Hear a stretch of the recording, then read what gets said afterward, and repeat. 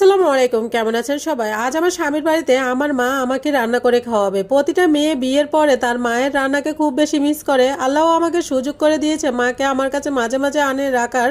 হয়তো এ ভাগ্য সবার হয় না। সকালে গল পরিষ্কার করে তারপর বাজারে চলে গেছি। আজকে নিজের মন মতো অনেক বাজার করে নিয়ে আসছি। মাকে নিয়ে এভাবে ভিডিও বানানো হয় না, একটু ইমোশনাল হয়ে যায়, কারণ মা চলে গেলে এই পৃথিবীতে মা ডাকার মতো আর কেউ থাকবে না আমার।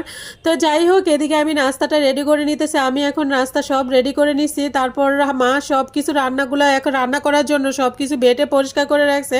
তো জানে আমি গরু মাংস আনবো, তো এখানে এখানে যা যা লাগবে সব মশলা বেটে রাখছে। তো আমি এদিকে সব মা পাশে দাঁড়িয়ে রয়েছে।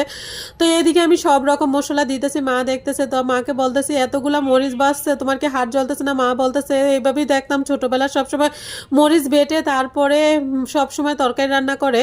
আর এভাবে মশলাগুলা মাখে সব সময় দেখতাম মা সব মশলা যেমন অর্ধেক সিদ্ধ হয়ে যায় গরু মাংস যে কোনো তরকারি